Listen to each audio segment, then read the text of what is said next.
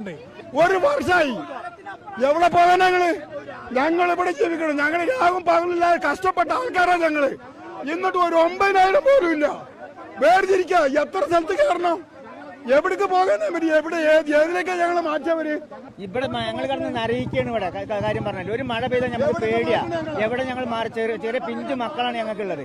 ഞങ്ങൾ എന്ത് സ്ഥലത്തിൽ അവിടെ ജീവിക്കുക? ഞങ്ങൾ എത്ര പ്രാവശ്യം സമരത്തിന് പോയെന്നറിയോ?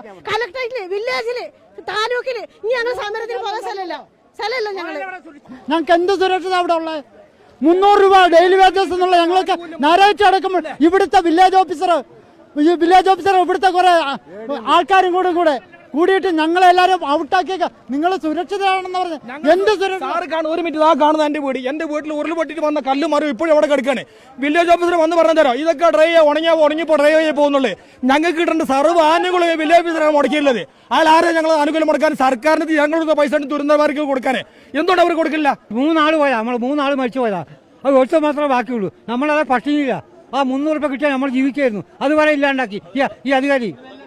കിട്ടുന്ന ഒരാൾ ബാക്കിയുണ്ട്, ഒരു മകൻ ബാക്കിയായി. അതിൽ അവനക്ക് കിട്ടി. നമുക്ക് ജീവിക്കണ്ടേ? നമുക്കൊരു 300 രൂപ കിട്ടണ്ടേ? നിങ്ങൾ നോക്ക്, നാൽക്കാലികളെ കൊണ്ടുപോകുന്ന മാതിരി ഞങ്ങളുടെ ആളുകളെ ഞങ്ങൾക്ക് ട്രാക്ടറിൽ കൊണ്ടുപോകേണ്ട അവസ്ഥയാണ്. എത്ര മണിക്കൂറുകളായി മുണ്ടക്കൈയിൽ ഈ സമയം അതുണ്ടായിട്ട് ഫയർഫോഴ്സിന്റെ വണ്ടി വരുന്നത് 10 മിനിറ്റ് മുമ്പാ. നിങ്ങളെ ചാനലുകൾ, ഇവിടുത്തെ എല്ലാവരും നാട്ടുകാരെല്ലാവരും ഇവിടെ എത്തിയിട്ടും ഇപ്പോഴാണ് സർക്കാരിന്റെ സംവിധാനം, ഭരണകൂടം ഇപ്പോഴാ ഒരു ഫയർഫോഴ്സ് പോലും കൊണ്ടെത്തിക്കുന്നത്. ഇത്രയും വലിയ മഴ ഈ പ്രദേശത്ത് ഉണ്ടായിട്ടും ഇവിടെ ഒരു റെഡ് അലർട്ട് പ്രഖ്യാപിക്കാൻ പോലും ജില്ലാ കലക്ടർക്ക് കഴിഞ്ഞിട്ടില്ലെങ്കിൽ പിന്നെ അവർക്ക് ഈ നാട്ടിലെ മനുഷ്യരോട് എന്ത് പ്രതിബദ്ധതയുള്ളത്?